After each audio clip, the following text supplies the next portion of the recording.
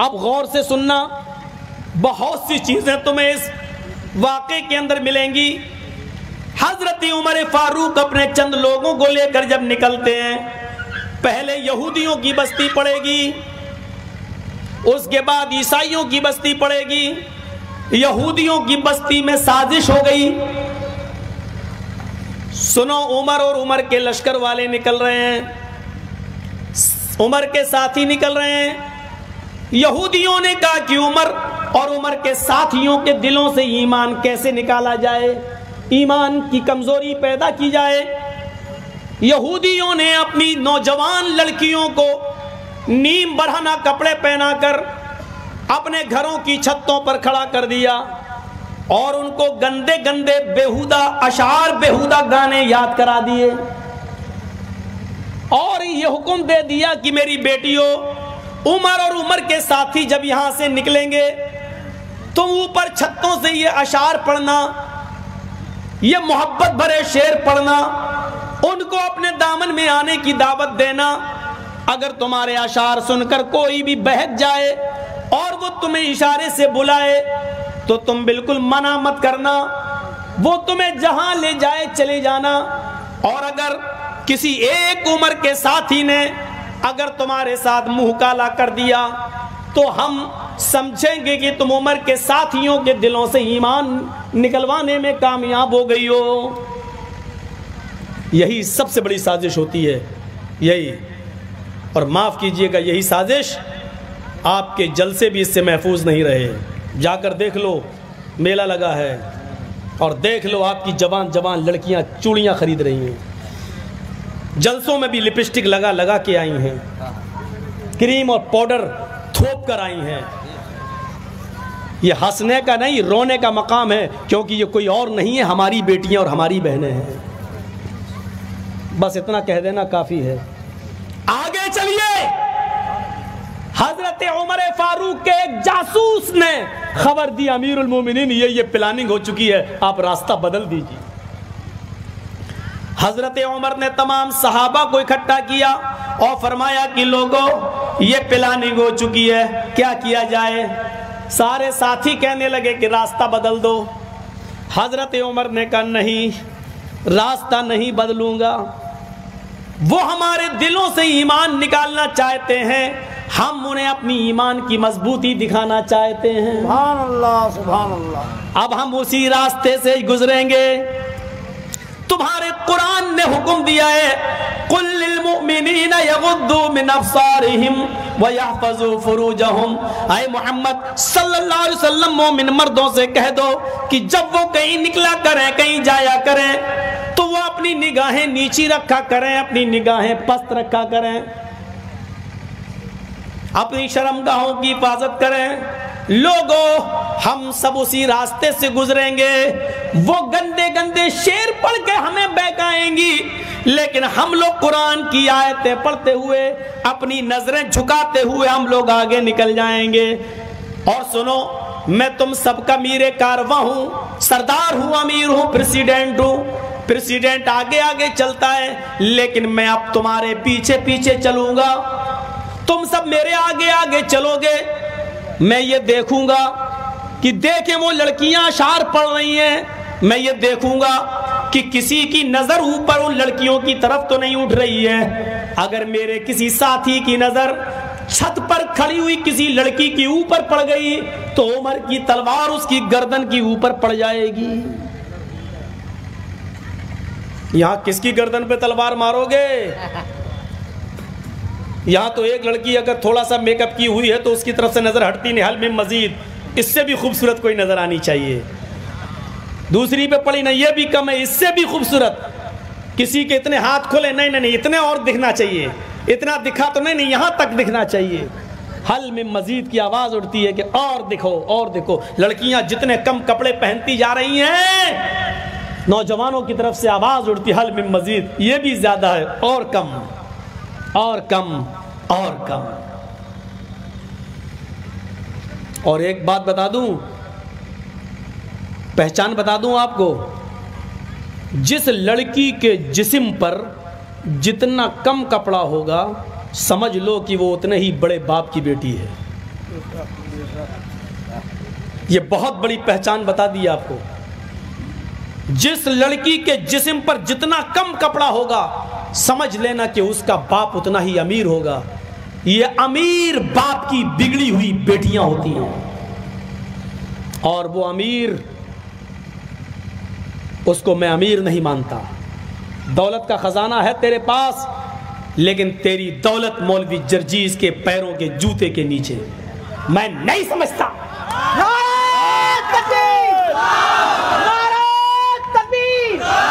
مولانا جرجیز انصاری صاحب، تو سب سے بڑا پھٹیچر باپ ہے، تو دنیا کا سب سے کنجوس باپ ہے جو اپنی بیٹی کو 5 میٹر کپڑا نہیں دے سکتا ہے. تجھ سے بڑا کنجوس کوئی ہے ہی نہیں اس دنیا میں. کاہے کا امیر؟ کس بات کا امیر؟ جو اپنی بیٹی کے جسم کو نہ چھپا سکے. بہت کچھ کہہ دیا میں نے. سمجھدار را اشارہ کافی ہے، سمجھداروں کے لیے اشارہ کافی ہے. حضرت عمر نے تلوار نکالی، گزرو، قافلہ چلنے لگا، یہودی کی بستی آ گئی. امیر المومنین یہودی کی بستی سے گزرنے لگے، ساتھی آگے آگے، عمر پیچھے پیچھے. وہ مکان بھی آ گئے جن پر لڑکیاں کھڑی ہیں یہودیوں کی. گانے گانا شروع، ترانے شروع، نرم و نازک آواز، لب و لہجے میں، سریلی آواز میں عشقی اشعار شروع. جیسی جیسے امیر المومنین کے ساتھی آگے بڑھتے گئے ان کی بھی آواز شروع ہوتی گئی، نظریں نیچی جاتی گئیں. اور جب ان گھروں سے گزرے تو امیر المومنین نے کہا ابدؤ،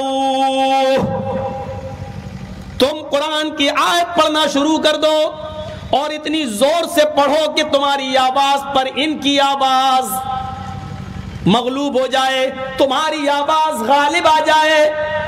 حضرت عمر فاروق کے ساتھی زور زور سے پڑھنے لگے، قل للمؤمنین یغضوا من ابصارهم ویحفظوا فروجهم.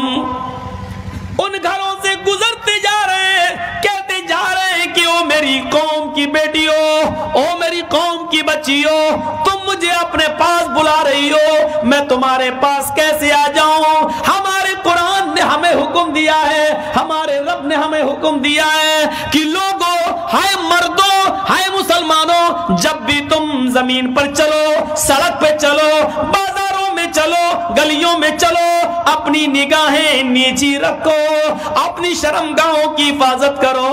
او میری بیٹیوں، میری بہنوں، میں تمہاری طرف نظر اٹھا کے نہیں دیکھ سکتا، اس لیے کہ ہماری اسلام کی اجازت نہیں، ہمارے نبی کی اجازت نہیں، ہمارے قرآن کی اجازت نہیں. جب وہ تھوڑی اور دور آگے بڑھے تو انہوں نے کہا میری بیٹیوں، میری بہنوں، میں تمہیں بھی پیغام دیتا ہوں، ہمارے قرآن نے، ہمارے اسلام نے تمہیں بھی نصیحت کی ہے. قل للمؤمنات یغضضن من ابصارهن ويحفظن فروجهن ولا يبدين زینتهن. او میری بیٹیوں، میری بہنوں، جب بھی تم بھی کہیں نکلو تو اپنی نگاہیں تم بھی نیچی رکھا کرو، اپنی شرمگاہوں کی حفاظت کرو، اور جو میک اپ، جو بناؤ سنگار تم نے کیا ہے یہ غیر مردوں کے سامنے ظاہر نہ کیا کرو، ہمارے قرآن نے تمہیں بھی یہی حکم دیا ہے. یہ کہتے گئے اور آگے بڑھتے گئے ان بچیوں کی طرف، اور یہودیوں کی ان لڑکیوں کی طرف انہوں نے نظریں اٹھا کر نہیں دیکھا. جب یہ آگے بڑھے اور تھوڑی دور آگے گئے ان لڑکیوں نے اپنی چادریں اٹھائیں، اپنے جسم کو چھپایا، نیچے اتر آئیں اور ساری لڑکیاں بھاگتے ہوئے کہنے لگی امیر المومنین اور ان کے ساتھیوں، مجھے اکیلے چھوڑ کر کہاں جا رہے ہو؟ میرے ماں باپ نے میری عزت و آبرو کا سودا کر دیا تھا، میرے ماں باپ نے میرے جسموں سے کپڑے اتروا دیے تھے، آپ نے ہمارے جسموں کی حفاظت فرمائی ہے. جس اسلام سے تم جڑے ہو اس سے مجھے بھی جوڑ دو، جس قرآن سے تم جڑے ہو اس سے مجھے بھی جوڑ دو، کیونکہ تم ہی وہ ہو جو اپنی بہن بیٹی بیٹیوں کی حفاظت کر سکتے ہو امیر المومنین اور ان کے ساتھیوں مجھے اپنی زوجیت میں لے لو, مجھے اپنی بیوی بنا لو, میں بھی اسلام سے جڑنا چاہتی ہوں, تم سے تمہارے ساتھیوں سے نکاح کرنا چاہتی ہوں. حضرت عمر نے پیچھے پلٹ کر دیکھا, سر سے پیر تک چھپی ہوئی ان تمام لڑکیوں کو کلمہ پڑھایا, پھر فرمایا بیٹیوں میری قوم کی بچیوں, میں یروشلم سے جب واپس آؤں گا تو تم تمام لڑکیوں کے نکاح کا انتظام کراؤں گا, تم سب کے رشتے جڑواؤں گا اور تمہیں اسلام پر عمل کرنے کی پوری پوری اجازت دوں گا.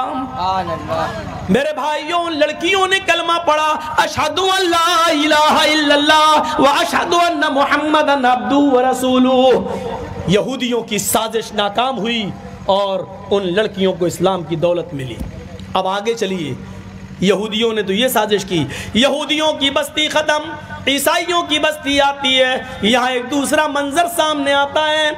جب عیسائیوں کی بستی میں امیر المومنین داخل ہوئے تو ظہر کی اذان کا وقت ہو گیا. صحابہ وضو بنانے لگے, مؤذن نے کھڑے ہو کر اذان دے دی, سب نے اپنی چادریں بچھائیں اور کھلے میدان میں نماز کی تیاری ہونے لگی.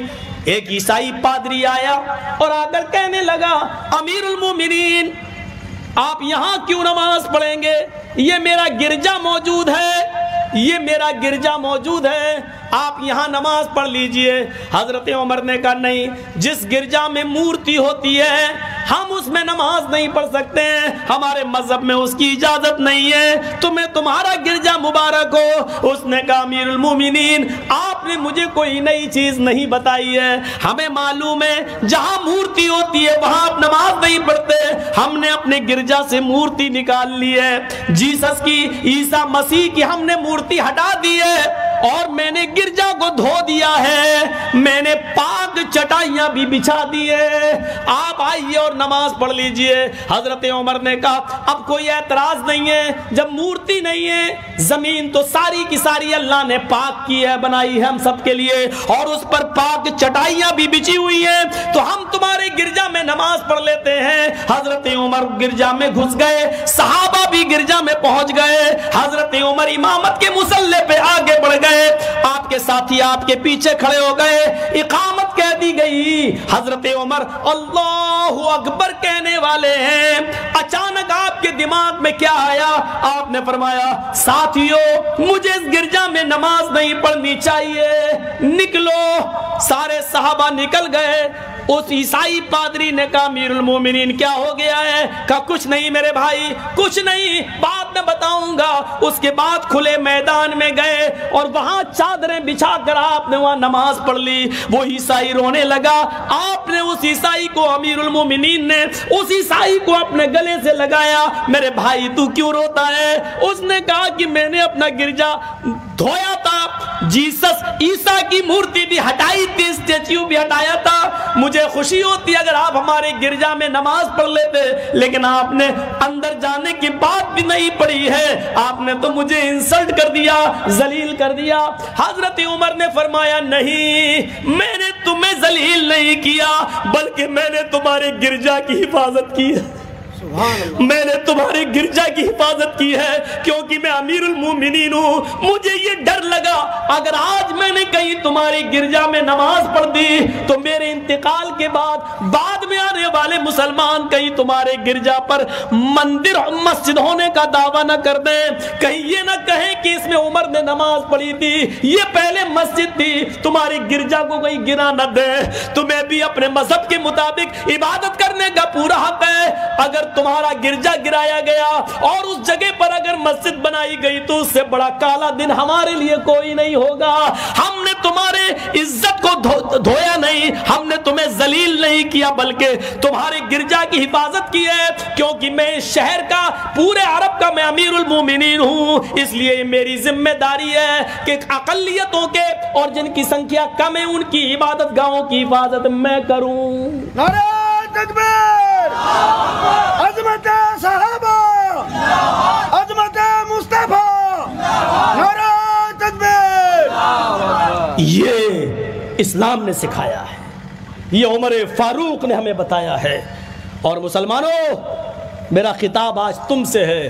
حضرت عمر کی اسی تعلیم کے مطابق میں تم سے گزارش کرتا ہوں یہ چیز انڈیا ٹی وی والے نہیں دکھائیں گے، آپ کو یوٹیوب پہ ڈال کر عام کرنا ہے کہ جس بستی میں تمہاری تعداد زیادہ ہو اور تمہاری بستی میں ہندو بھائی کم ہو، سکھ بھائی کم ہو، جینی بھائی کم ہو، تو سنو، ہندوؤں کے مندر، جینیوں کے مندر، سکھوں کے گردوارے کی حفاظت کی ذمہ داری ہندوؤں سے زیادہ، سکھوں سے زیادہ، جینیوں سے زیادہ تمہارے اوپر عائد ہوتی ہے، تمہارے اوپر اس کی حفاظت کی ذمہ داری عائد ہوتی ہے۔ تمہیں سکھوں سے زیادہ ان کے گردواروں کی حفاظت کرنا ہے، ہندوؤں کے مندر کی حفاظت، تمہیں ہندوؤں سے زیادہ اس مندر کی حفاظت کرنا ہے۔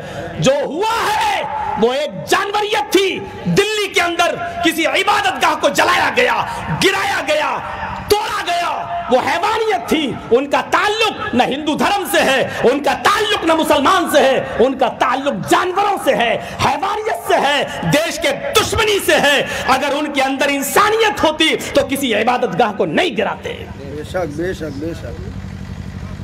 آپ سے میری گزارش ہے کہ حضرت عمر فاروق کے اس کارنامے کو یاد رکھنا، کیونکہ تمہارے نبی کی یہی شکشا ہے، تمہارے اسلام کی یہی دعوت ہے۔ میرے بھائیوں، اب سنیے آگے والی بات، بڑی گرم ہے چائے، کوئی بات نہیں، گرم اس لیے لائی گئی تاکہ گلا ٹھیک رہے۔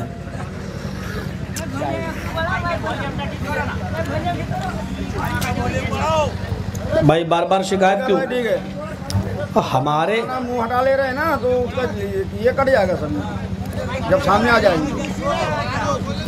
ایسا ہے، سنیے، میں منہ نہیں ہٹا رہا ہوں، میری بولنے کی سٹائل ہی ایسی ہے۔ دوسری بات یہ کہ میں 20 سال سے تقریریں کر رہا ہوں، منہ کوئی میں آج پہلی بار تھوڑی ہٹا رہا ہوں، ہر جگہ کا مائک ٹھیک رہتا ہے، آپ کا منہ ہٹانے سے کیسے؟ یہ تو آپ کے مائک میں کمی ہے، مائک تو وہ ہوتا کہ ایسے کروں تب بھی آواز جائے، ایسے کروں تب بھی آواز جائے۔ اگر صاحب صاحب ہوتے یہ مائک میں نہیں پڑتے۔ اب کوئی چپکا کے اب اس کو چمہ لے کے تو نہیں کر سکتا ہوں نا، ایسے منہ بولوں تو کیا فائدہ ہوگا؟ رہنے دیے۔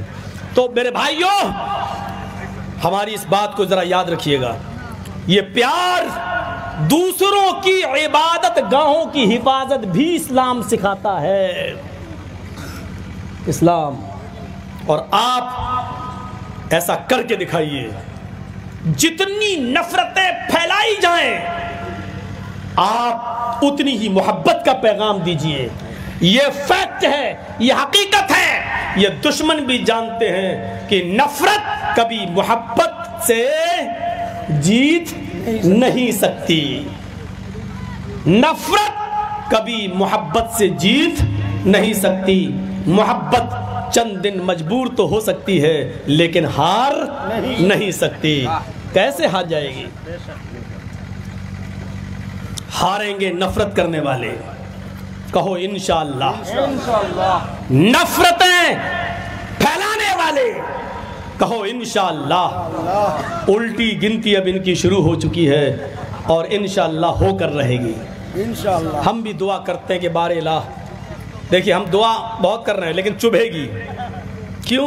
چور جس کے اندر ہوگا اس کو چبھے گی۔ زور سے کہیے گا آمین۔ ابھی نہیں، جب ہم دعا کریں زور سے کہیے گا، دعا کریے، اے اللہ ہمارے اس ملک کے اندر، ہمارے بھارت کے اندر ان لوگوں کو دیش کی ذمہ داری دے جو اس دیش کے اندر محبت کا پیغام بھر دیں۔ آمین۔ اے اللہ تو ہمارے اس ملک کے اندر ان لوگوں کو اقتدار دے دے، ان لوگوں کے ہاتھ میں اس ملک کی باغ ڈور دے دے جو ہندو، مسلمان، سکھ، عیسائی، جینی، بدھسٹ سب کو بھائی بھائی سمجھ کر سب کو لے کر چلیں۔ آمین۔ اے اللہ یہ تہجد کی نماز کا وقت ہے، دعا کی قبولیت کی گھڑی ہے، اس میں یہ بھی دعا کریے، اے اللہ تو ان لوگوں کو تباہ و برباد کر دے، نیست و نابود کر دے جو اس دیش کی ایکتا اور اکھنڈتا کو توڑ رہے ہیں۔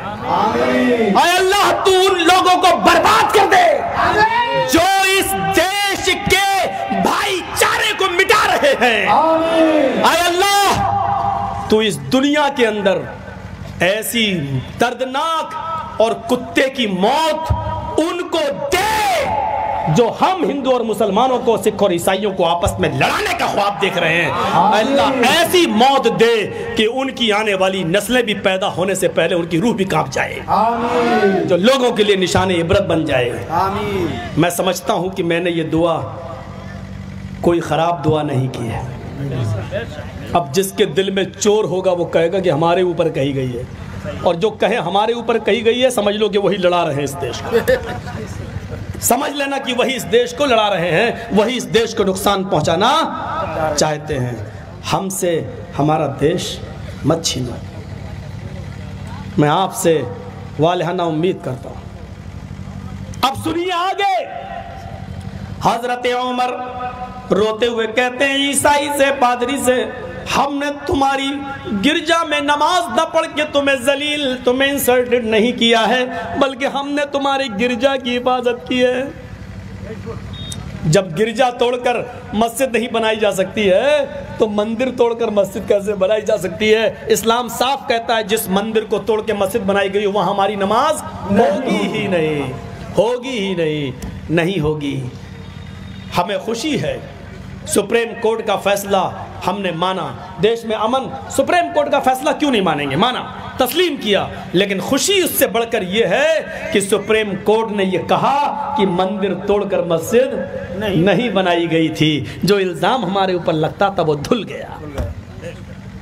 ہم یہی چاہتے تھے، اب تمہیں مل گئی کورٹ کا آدیش، لے لو بھائی، لے لو بھائی، لیکن ہم قیامت کی صبح تک اس کو مسجد مانتے ہیں، مانتے رہیں گے، کیونکہ سپریم کورٹ نے کہا ہے کہ 1947 کو مسجد تھی، 1949 تک مسجد رہی۔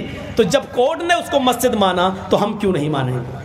ہاں، اب اس میں تمہیں مل گئی، کوئی بات نہیں، آپ رہیے، بنائیے، شوق سے جو کرنا چاہو کرو، ہم بھی اس کو مسجد مانتے ہیں اور مانتے رہیں گے، یہ ایک الگ بات ہے۔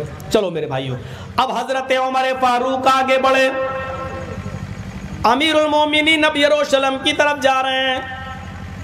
حضرت عمر جس اونٹ کے اوپر بیٹھتے تھے وہ اونٹ ان کا خادم اسلم چلاتا تھا۔ یہ طے ہوا تھا 1 میل تم پیدل چلو گے، میں اونٹ کے اوپر بیٹھوں گا، اور 1 میل میں اونٹنی کی لگام پکڑوں گا، تم اونٹ کے اوپر بیٹھو گے۔ غلام کو کہا نہیں آپ امیر المومنین ہیں، تو کیا ہوا، تم تھکو گے، تم پریشان ہو جاؤ گے، تم ہی چلاتے رہو گے اور میں بیٹھا رہوں گا؟ نہیں، یہ ہمارے نبی نے فرمایا اپنے غلاموں سے اتنا کام نہ لو جو وہ اٹھا نہ سکے۔ ہم تم سب برابر ہیں، یہ ہمارے نبی کی تعلیم ہے۔ غلام اور امیر سب برابر ہیں، آقا اور غلام سب برابر ہیں۔ 1 میل عمر بیٹھتے تھے، 1 میل ان کا غلام بیٹھتا تھا۔ غلام بیٹھتا تھا تو عمر اونٹ کی لگام پکڑتے تھے، اور عمر بیٹھتے تھے تو ان کا غلام۔ اسی حال میں بیت المقدس آ گیا۔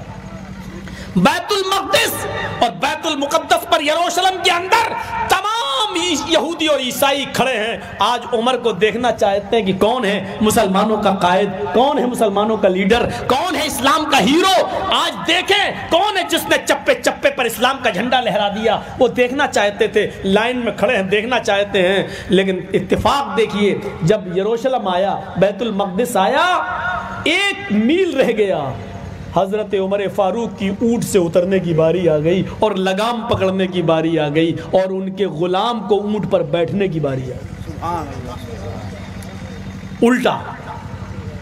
اب حضرت عمر نے کہا آہاں روکو، غلام کہتا ہش، چپ بیٹھ، 1 میل لے چلوں گا میں۔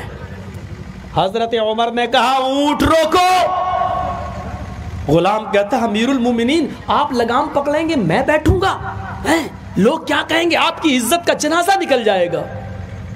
حضرت عمر نے کہا اگر میں اونٹ کے اوپر بیٹھا رہا اور تو لگام پکڑا رہا تو اسلام کا جنازہ نکل جائے گا۔ میری عزت کا جنازہ نکلتا ہے تو نکل جانے دے، اسلام کا جنازہ نہ نکلنے پائے۔ روک، उसने कहा नहीं रोकूंगा, अमीरुल मोमिनीन आप बैठे रहिए, आप अमीर हैं, आप इस हाल में। हजरत उमर कूद गए, हट बैठ, चल चल मेरा हुक्म है, चल वो बैठ ऊपर। बैठ गया। अब बात क्यों नहीं मानेगा? अमीरुल मोमिनीन अच्छा नहीं लग रहा, अच्छा हम तुम दोनों पैदल चलें। क्यों? बैठो तुम्हारी बारी आई, बैठो। बैठाल दिया और लगाम पकड़ के चल रहे हैं बैतुल मक़दिस तक। यहूदी और ईसाई मुसलमानों से कह रहे हैं तुम्हारा अमीरुल मोमिनीन वो है जो ऊंट के ऊपर बैठा हुआ है, बड़ा पतला दुबला है लेकिन बड़ा ताकतवर है, पूरे इस्लाम का परचम लहरा दिया। वो अमीरुल मोमिनीन है जो ऊंट के ऊपर बैठा हुआ है। और मुसलमान कहते हैं नहीं, आए यहूदियों, आए ईसाइयों, मेरा अमीरुल मोमिनीन वो नहीं है जो ऊंट के ऊपर बैठा है, हमारा अमीरुल मोमिनीन तो वो है जो ऊँटनी की लगाम पकड़े हुए है। उसकी बारी पकड़ने की आ गई, उसने अपना हक अपने गुलाम को नहीं दिया, उसने ऊँटनी की लगाम पकड़ ली और गुलाम के ऊँट पर बैठने की बारी आ गई, उसने उसको ऊँट पर बिठाया, क्योंकि वो सब कुछ कर सकता है लेकिन इंसाफ का गला नहीं घोंट सकता, न्याय का गला नहीं घोंट सकता। हजरत उमर इसी हाल में ऊँटनी की लगाम पकड़कर बैतुल मक़दिस के दरवाजे पर पहुंचे और वहां खूंटी से ऊँटनी को बांधा, मस्जिद के अंदर गए, 2 रकात नमाज पढ़कर बाहर निकले। जब बाहर निकले तो हजरत उमर का ये अदल, ये इंसाफ देखकर दरवाजे के बाहर बहुत से यहूदी और ईसाई ऐसे थे कि उनकी जबान से कलमा निकल रहा था, अशहदु अल्ला इलाहा इल्लल्लाह व अशहदु अन्ना मुहम्मदन अब्दुहु व रसूलुहु।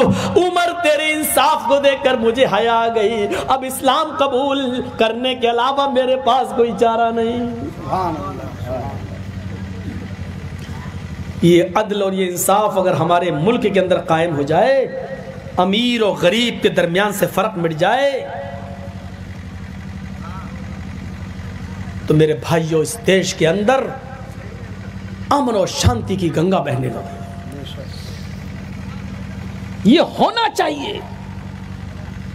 हमारा मुल्क दुनिया का सबसे बड़ा सेकुलरिज्म जमहूरी मुल्क है। यहां से ज्यादा जमहूरियत, यहां से ज्यादा अपनी बात को पूरी आजादी के साथ कहने का अधिकार किसी दूसरे मुल्क के अंदर नहीं है। और ये हमारे देश के प्रधानमंत्री मोदी जी की देन नहीं है, ये मत समझना। ये गृह मंत्री जी अमित शाह की देन ये नहीं है। ये अपनी बात को आजादी के साथ कहने का हक हमारे इस देश के संविधान ने, कानून ने हमें दिया है। बाबा अंबेडकर ने दिया है, उनके बनाए हुए कानून ने दिया है, महात्मा गांधी ने दिया है। मेरे भाइयों, ये किसी की बबौती नहीं है, ये एक संविधान ने यह हक हमें दिया है, कानून ने हमें यह हक दिया।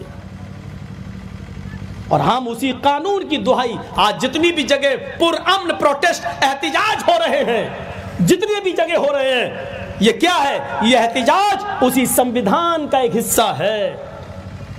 हमें संविधान इजाजत देता है। शाहीन बाग पे बैठी हुई औरतों के बारे में भी सुप्रीम कोर्ट ने क्या कहा है? क्या कहा है? ये कहा है कि रास्ता न रोका जाए, लेकिन प्रोटेस्ट, एहतिजाज उनका संवैधानिक राइट है, उनका संवैधानिक हक है। ठीक है, रास्ते पर सुप्रीम कोर्ट जो फैसला करेगा हम उसको भी मानेंगे। मेरे भाइयों, हमें इस देश में रहना है तो संविधान को मानना है, हमें इस मुल्क में रहना है तो हमें संविधान को मानना है। और क्यों नहीं मानेंगे? इस देश से मोहब्बत, इस देश से प्यार, ये हमारे नबी ने हमें बताया है। आपको मालूम है? और मीडिया वालों सुनो, हमसे ज्यादा देशभक्ति की तकरीर कौन करेगा? सुनो, हमारे नबी जब मक्का से निकाले जा रहे और मक्के में जब परेशान कर दिया गया, मक्का छोड़ के जब मदीने जाते हैं तो आप आखिरी दीदार खाने काबा का करते हैं और उसका गिलाफ पकड़ते हैं तो रोते हुए क्या कहते हैं? आए काबा, मुझे तेरे बाशिंदों ने मजबूर कर दिया है, अगर मुझे तेरे बाशिंदे मजबूर न करते, मुझे इस मक्के के रहने वाले अगर मजबूर न करते तो मैं तुझे छोड़ के कभी नहीं जाता। जब आप गए, सुनिए वतन की मोहब्बत, जब आप गए मक्के से निकलकर मदीने के बॉर्डर में कदम रखते हैं तो पलट के फिर मक्के की तरफ देखते हैं मक्के की तरफ देखना इस बात का इशारा है कि वतन की मोहब्बत हमारे दिल से नहीं निकल रही है। हजरत इब्राहिम भी जब उनके बाप आज़र ने उनको इराक से निकाला, और जब इराक से वो और लूत अलैहिस्सलाम और उनकी बीवी सारा, लूत अलैहिस्सलाम और इब्राहिम की बीवी सारा जब इराक से निकलती है, नहीं रहने दिया जाता है, इराक वालों ने निकाला, ऊर की बस्ती से निकाले गए, और जब इराक से निकलकर मुल्क शाम सीरिया पर कदम रखते हैं तो हजरत इब्राहिम इराक को पलट कर देखते और क्या कहते हैं, कुरान पढ़िए, इन्नी ज़ाहिबुन इला रब्बी सयहदीन।